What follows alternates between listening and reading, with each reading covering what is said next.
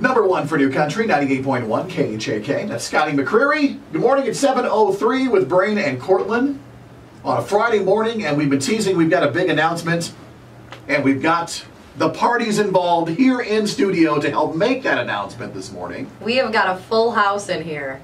And we're going to introduce who we have in studio. First of all, we have Craig Davis. Good morning, Craig. Morning. And also joining us, we have Nick and Rebecca Neindorf. Good morning to you guys. Good morning. Thanks for having us. Yes, thank you very much. Thanks for getting up early and coming in and talking about a big announcement involving a historic landmark here in eastern Iowa. And Craig, we're going to start with you. And we're going to be talking, of course, about the Dance-Mor Ballroom. Thank you. Yes, my family has been there 43 years, and I'm really grateful for my time there. What things I've seen and done, and bringing the entertainment and music to the people, and been a real labor of love. All my kids were raised in there, and I retired a few years ago, and the place has been dark, but not for much longer. Now, for those of us who maybe haven't been in eastern Iowa as long, or who are a little bit younger, why don't you tell us what the Dance-Mor Ballroom is and where it is? Okay, in Swisher, Iowa, in between Cedar Rapids and Iowa City, and right off of the Swisher exit, coincidentally. And yeah, it was founded in 1932 by Frank Stangler, and that family, and then his daughter Irma Kramer took it over. They were there 42 years, and my family, my parents and I got the place in 1974. I mean, you name the decade, the artist that's played there. You know, Lawrence Welk played when he was still a touring act, the Dorsey Brothers, Glenn Miller, Tiny Hill Orchestra was playing the night they announced the end of World War II. I bet that was a big one, huh? I bet that was a big one, Craig, yes. And yeah, all through, you know, in the 60s, the box tops, on and on. I met Connie Valens, Richie Valens' sister, in 1985. She remembered being in the place. Bob could remind me, in the 90s, we had partnered up with K-Hawk, actually, new radio station, and had Joe Diffie in for a great show, and gosh, I booked Sugarloaf. You may remember their big hit was Green Eyed Lady.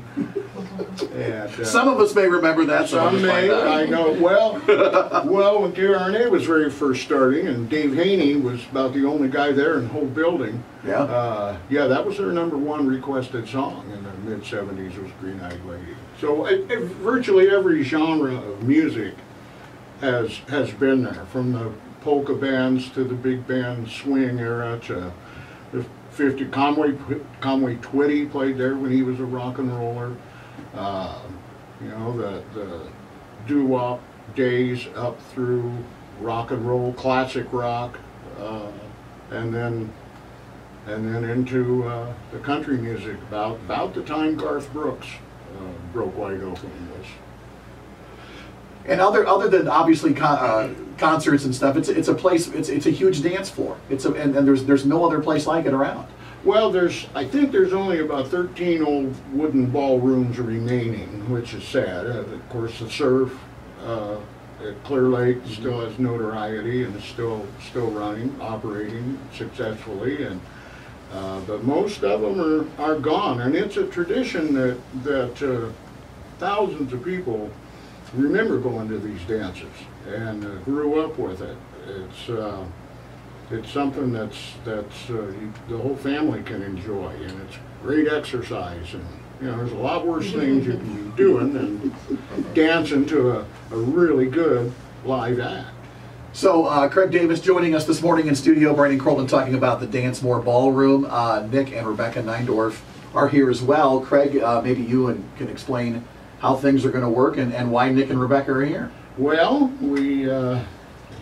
it's all the fans and people know, I retired about 3 years ago. The place has been up for sale, and it's official. Yesterday we had a real estate closing, and Nick and Rebecca are the new proud owners of the Dance-Mor Ballroom in Swisher. All right. Woohoo! Congratulations, guys. Thank you, thank you. That was a pretty hefty purchase, I'm sure. Yes, it was.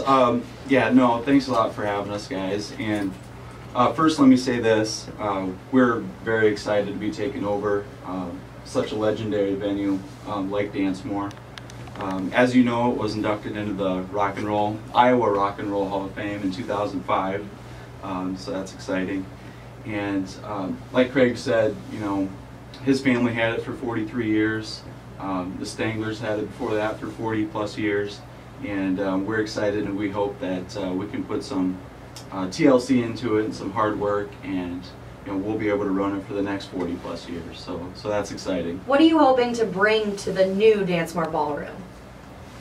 So, you know, we're naturally going to leave a little bit of that to the element of surprise, but we definitely hope to take a trip down memory lane a little bit, you know, relive some of those nostalgia moments, relive some of those music acts through the decades.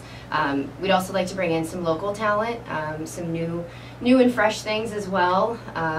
You know, there's a lot of awesome things that are happening in Swisher right now, and we're just really excited to be another piece to that. We've got, you know, some really great things happening down there, and it's going to be very exciting. As far as the timeline, as far as reopening, and I'm sure there's going to be a big grand event when that happens. What's the timeline look like? Yeah, absolutely. And we do have some things kind of in the works for that.